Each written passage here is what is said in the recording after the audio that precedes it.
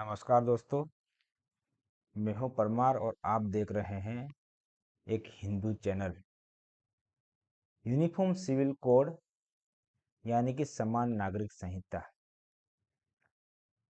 दोस्तों, uniform civil code में ऐसा क्या है जिसकी वजह से लोग भड़क रहे हैं, लोग उसका विरोध कर रहे हैं। मौजूदा जो सरकार है वो पूरे भारत देश में यूनिफॉर्म सिविल कोड लागू करने की ओर कदम बढ़ा रही है। हमारे प्रधानमंत्री जी मोदी जी ने यूनिफॉर्म सिविल कोड को लेकर बयान दिया है। पहले हम उनका बयान सुन लेते हैं। आजकल हम देख रहे हैं कि यूनिफॉर्म सिविल कोड के नाम पर ऐसे लोगों को भड़काने का काम हो रहा है। आप मुझे बताइए, एक घर में परिवार के एक सदस्य के लिए एक कानून हो, परिवार के दूसरे सदस्य के लिए दूसरा कानून हो, तो क्या वो घर चल पाएगा? क्या कभी भी चल पाएगा क्या? फिर ऐसी दोहरी व्यवस्था से देश कैसे चल पाएगा? हमें याद रखना है कि भारत के संविधान में भी नागरिकों के समान अधिकार की बात कही गई है। प्रधानमंत्री मोदी जी ने कहा है कि एक ही परिवार के दो सदस्य के लिए अलग-अलग कानून नहीं हो सकते। परिवार के सारे सदस्य के लिए एक ही कानून होना चाहिए। दोस्तों, सवाल ये खड़ा होता है कि मौजूदा हालात में जो हमारे देश में जो कानून चल रहे हैं वो क्या सबके लिए एक नहीं है? यहीं से कंफ्यूजन क्रिएट हो रहा है और इसका फायदा उठाकर कुछ लोग गलत इन्फॉर्मेशन देके उनको भड़का रहे हैं। तो मैं आज इस वीडियो के माध्यम से आपको यूनिफॉर्म सिविल कोड के बारे में तर्क के साथ, लॉजिक के साथ, बाकायदा रेफरेंस के साथ समझाने का पूरा प्रयास करूंगा। यूनिफॉर्म सिविल कोड को आज हम 3 हिस्सों में समझने का प्रयास करेंगे। पहला, यूनिफॉर्म सिविल कोड है क्या? दूसरा, यूनिफॉर्म सिविल कोड लाने की जरूरत क्यों पड़ी? और तीसरा, यूनिफॉर्म सिविल कोड आने के बाद क्या क्या बदलाव होंगे। तो दोस्तों, इस वीडियो में, इस चैनल में आप अगर नए हो तो चैनल को कृपया करके सब्सक्राइब करें, वीडियो को लाइक करें, शेयर करें। दोस्तों, शुरुआत करते हैं कि यूनिफॉर्म सिविल कोड है क्या। दोस्तों, जैसा मैंने पहले कहा कि हमारे देश में सभी धर्मों के लोग रहते हैं, अलग अलग कास्टिज्म है। तो हमारे देश में सरकार का ऐसा मानना है कि सभी धर्म, सभी कास्ट के लोगों के लिए एक ही कानून होना चाहिए।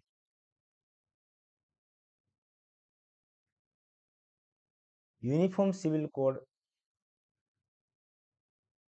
एक ऐसा प्रपोजल है, एक कानूनी दरखास्त है जिसके लागू होने से पूरे देश में सभी धर्मों के लोगों के लिए, सभी जाति के लोगों के लिए एक ही कानून का प्रावधान होगा। मौजूदा हमारे देश भारत में दो प्रकार के कानून चलते हैं। एक है क्रिमिनल लॉ, दूसरा है सिविल लॉ। क्रिमिनल लॉ यानी कि आपराधिक कानून, जो क्राइम होता है, जैसा कि हत्या, डकैती, बलात्कार, हाफ मर्डर, फिरौती, खंडनी करना इत्यादि जो जो क्राइम है वो सब क्रिमिनल लॉ में आ जाते हैं। दूसरा सिविल लॉ।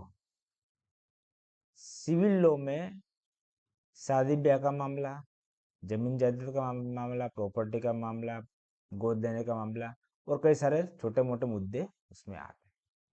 ये दो प्रकार के कानून हैं।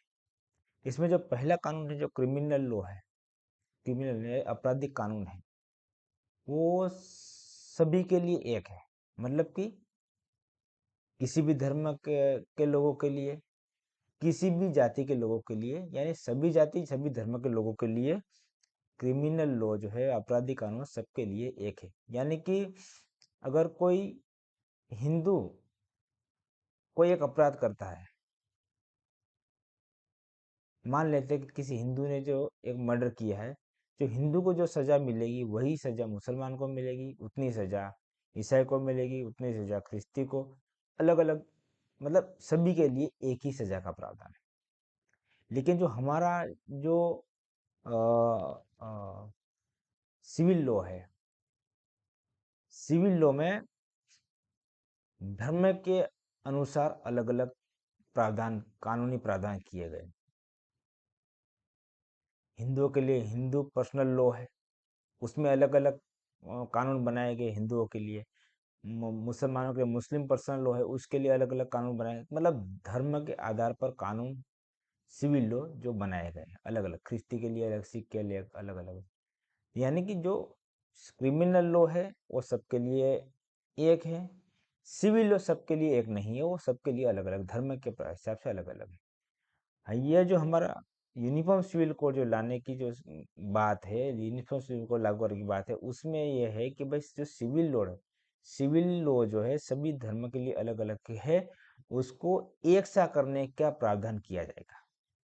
क्रिमिनल लॉ सबके लिए एक है, अगर सिविल लॉ सबके लिए अलग एक एक हो गया तो पूरे देश का जो कानून है वो एक हो जाएगा। सरकार का यही प्रयत्न है।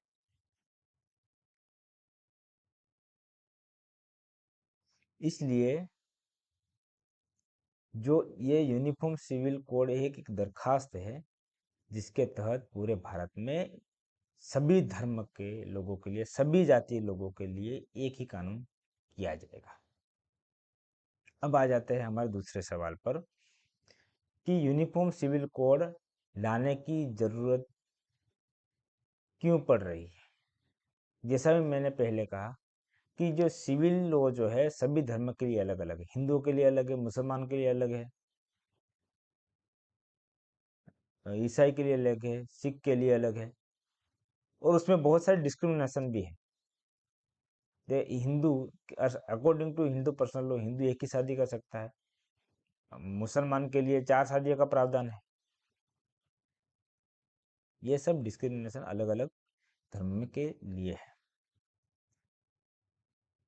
और जो बीजेपी मौजूदा बीजेपी सरकार है, तो उनके 2019 के प्रचार सूची, यानी कि प्रचार सूची में, मैनिफेस्टो में यूनिफॉर्म सिविल कोड का मुद्दा था। देखिए, मैं कोई पार्टी की तरफदारी नहीं कर रहा हूं, लेकिन बीजेपी एक ऐसी पार्टी है जो कि सरकार बनाने से पहले प्रचार सूची में, चुनाव से पहले, वो कठिन से कठिन मुद्दे शामिल करती है और उसके बाद उसके ऊपर काम करके उसको पूरा करने का भी प्रयास करती है। 2019 के जो मैनिफेस्टो था उसमें यूसीसी का मुद्दा था, और सदैव बीजेपी के जो प्रचार सूची में या मैनिफेस्टो में जो कठिन से कठिन मुद्दे थे उसमें थे राम मंदिर का मुद्दा, कश्मीर से 370 हटाने का मुद्दा, और तीसरा ये यूनिफॉर्म सिविल कोड लाने का मुद्दा। उसमें से 2 जो मुद्दे हैं वो बीजेपी पूरा कर चुकी है। अभी तीसरा मुद्दा जो बाकी है, अब की बार यूसीसी की बारी है।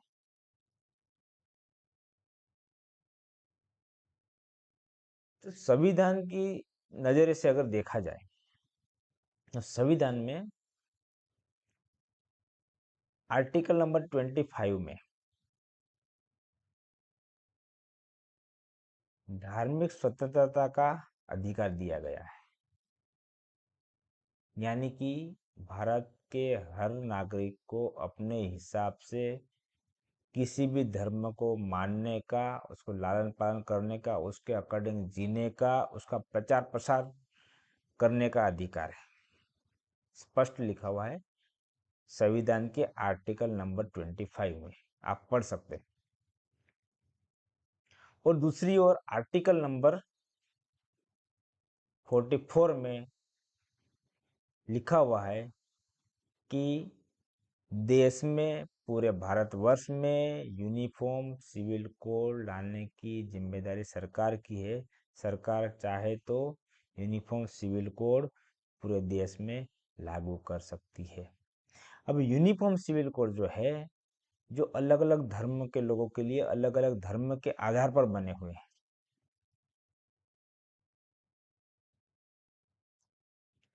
अब कहीं ना कहीं ये जो आर्टिकल 25 है और आर्टिकल 44 है, कहीं ना कहीं वो थोड़े बहुत कॉन्फ्लिक्ट होते दिख रहे हैं, और इसी का फायदा उठा के लोग इसको विरोध कर रहे हैं। लेकिन एक सोचने की, एक समझने की जरूरत है कि अगर पूरे देश में सभी धर्म के लोगों के लिए, सभी जाति का लोगों के लिए एक ही कानून बनेगा, तो उसमें कोई गलत बात नहीं है। उसको हमको सभी को उसका सम्मान करना चाहिए। क्योंकि अगर ऐसा है कि लॉ किसी हिंदू के लिए अच्छा लॉ है और किसी मुसलमान के लिए बुरा है, या फिर मुसलमान के अच्छा लॉ बनाया और हिंदू के लिए अच्छा कि डिस्क्रिमिनेशन अगर हो रहा है, तो डिस्क्रिमिनेशन हो रहा है, तो फिर उसको विरोध करने की गुंजाइश है, उसको फिर बिल्कुल सवाल खड़ा करना चाहिए। लेकिन यहाँ सरकार का जो की जो बात है कि सभी के लिए एक सा कानून बनाने की जो बात है, तो जो भी सजाएं होगी वो हिंदू के लिए भी वही होगी, वही मुसलमान के लिए होगी, सिख के लिए, सारे के सारे लोगों के लिए एक ही प्रकार की सजाओं का प्रावधान किया गया है। इसमें ज़्यादातर मुसलमान विरोध कर रहे हैं और कुछ कुछ ट्राइब विरोध कर रही है।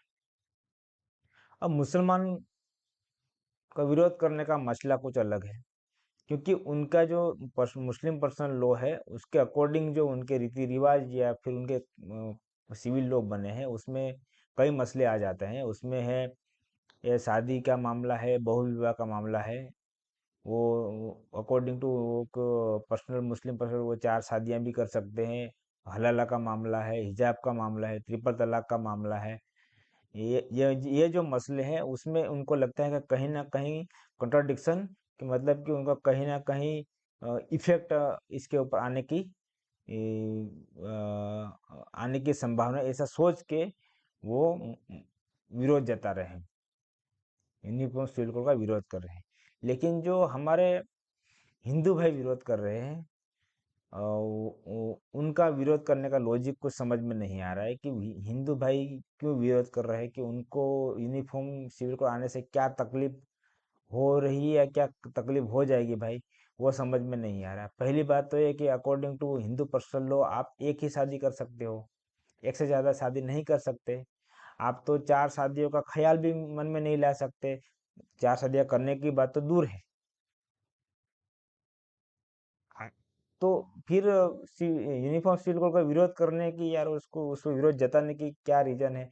क्योंकि सिविल यूनिफॉर्म 4 शादियां तो आप यूनिफॉर्म सिविल कोड आने से पहले भी नहीं कर सकते और बाद में भी नहीं कर सकते।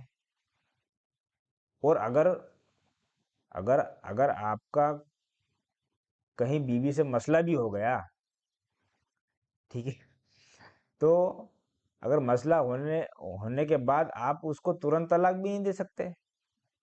वो भी हमारे इसमें प्रावधान में है।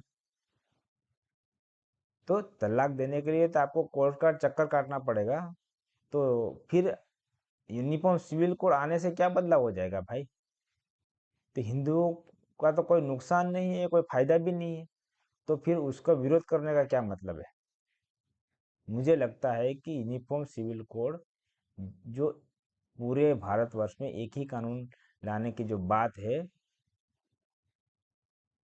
उसमें सबसे ज़्यादा फायदा महिलाओं का होगा, चाहे वो हिंदू महिला हो, चाहे मुस्लिम महिला हो, सिख ईसाई, किसी भी महिलाओं का फायदा होने की बात है।